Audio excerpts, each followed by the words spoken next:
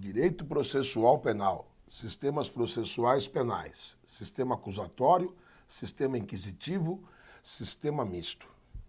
Hello, my friends concurseiros brutos, mas nem tão violentos, hashtag paz. Vamos hoje falar dos sistemas processuais. O sistema processual acusatório, o sistema processual misto e o sistema processual inquisitivo, absurdo, típico de ditaduras, ok? Vamos falar sobre as características de cada um e com ênfase para uma observação do pacote anticrime. Se já havia dúvidas anteriores, porque esse tema sobre sistemas, pessoal, sempre foi um pouco controverso, né? Horas, falam que o Brasil adota o sistema misto, alguns doutrinadores. Horas, outros falam que o Brasil adota o sistema acusatório, do qual eu me filio.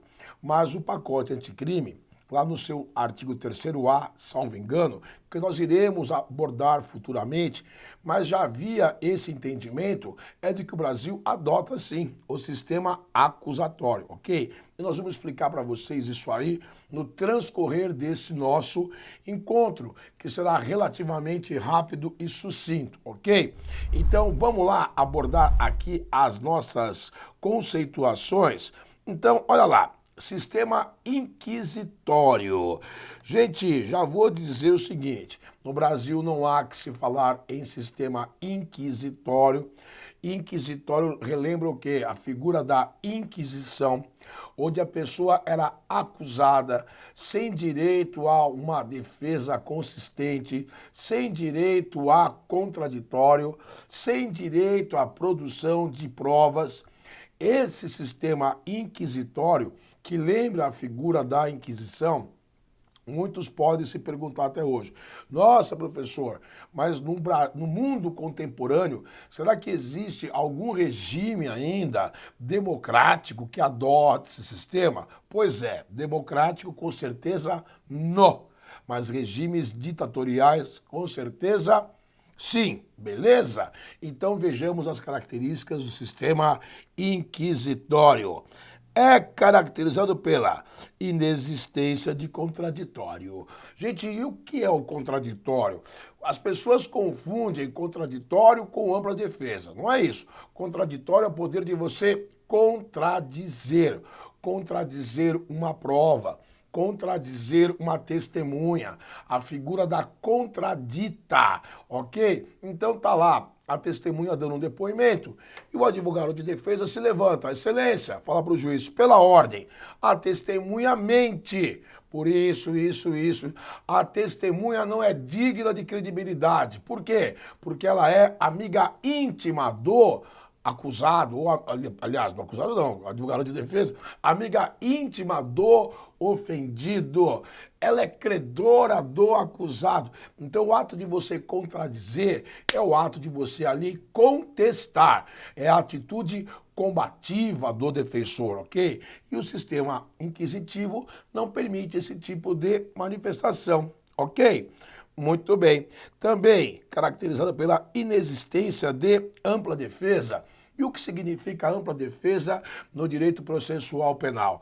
É o poder utilizar de todas as provas consideradas admissíveis em direito. E o que são provas admissíveis? São as provas lícitas, aquelas que são produzidas em conformidade com as regras do direito constitucional, as regras garantistas com relação à garantia da pessoa, da sua dignidade, do direito de preservação dos seus contatos, do direito de preservação do seu sigilo relacionado às suas inter-relações pessoais. Então, isso são, digamos assim, direitos constitucionais assegurados pela nossa lei maior, que dizem respeito a essa produção de prova admissível efetivamente em direito.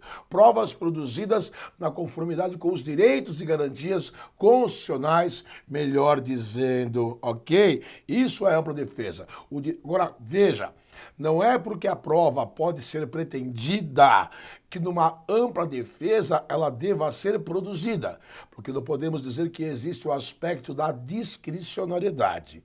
Logicamente, quando se fala em ampla defesa, todos os meios de prova admissíveis em direito, desde que considerados pertinentes. Porque num processo penal, um advogado invocar uma produção de prova que em nada se coaduna, em nada acrescenta na defesa do acusado, essa prova tem que ser indeferida. E não há que se falar em cerceamento à ampla defesa. As chamadas provas procrastinatórias, as chamadas provas retardatárias, provas que não objetivam nada além do que fazer com que o processo ande mais lentamente, objetivando eventualmente uma prescrição do delito. Então, não confundir a ampla defesa, que é a admissibilidade de provas lícitas pertinentes ao processo, com a figura de provas ilícitas, que não integram esse rol, não é isso? E as provas consideradas procrastinatórias, certo? Muito bem. Também prevê o sistema inquisitivo a concentração das funções de acusar, defender e investigar em um único indivíduo. Então, o juiz faria o papel de investigador, que superiria a fase policial. O juiz faria o papel de acusador do representante do Ministério Público e ele próprio julgaria, o que é claramente um absurdo em termos constitucionais e em termos democráticos. Por isso, só existente essa figura do sistema inquisitivo em países que mantêm regimes ditatoriais, ok? E por último, procedimento escrito e sigiloso, sem que ninguém tenha a possibilidade de compulsar os autos, verificar a legalidade dos autos, contrariando inclusive uma regra básica do processo penal, no sentido de que o processo ele é público. É ou não é? Ressalvados alguns casos previstos em lei, por exemplo, envolvendo menores de idade. Isso no Brasil estamos falando aqui. Mas a regra do processo é ser um processo, uma apuração de caráter público, transparente a essência do processo. Então, longe de se pensar nisso, o Brasil não adota o sistema inquisitivo ou inquisitório, ok? É a mesma coisa.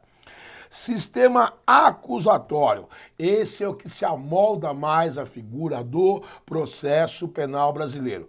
Não só porque agora ele veio taxativamente transcrito no pacote anticrime, apesar desse dispositivo estar sob análise ainda do Supremo Tribunal Federal, mas já era assim anteriormente. Então vejamos as suas características.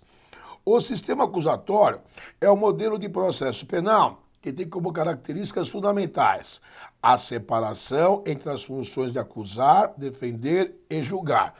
Com certeza, os sujeitos do processo. Nós temos ali o juiz, a obrigação do juiz, quais são os requisitos, ou seja, quais são as atribuições do magistrado, além de julgar, obviamente. Então ele provê a regularidade do processo, é ou não é?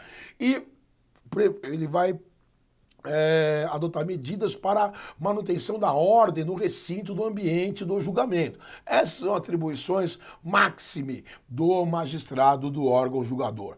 Lógico que, eventualmente, aí está uma característica, né?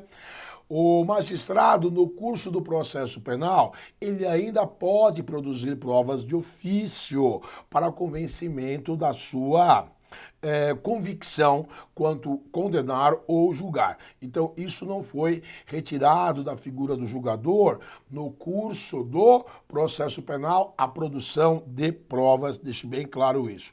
O que hoje se cerceou pelo pacote anticrime, e isso está em vigência, porque não está sob o crivo do Supremo Tribunal Federal, é o juiz poder decretar, por exemplo, a prisão preventiva no curso do processo.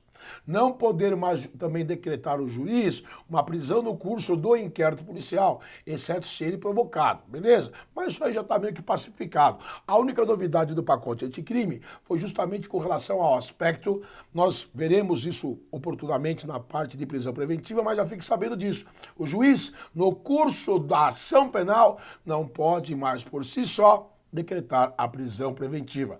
Isso demonstra o quê? Uma figura que busca tanger mais a imparcialidade do juiz na produção das provas. Bom, também temos aqui o respeito ao contraditório, ampla defesa e publicidade dos atos processuais. Então, funções definidas. Cabe ao juiz o gerenciamento do processo, dar provimento ao processo.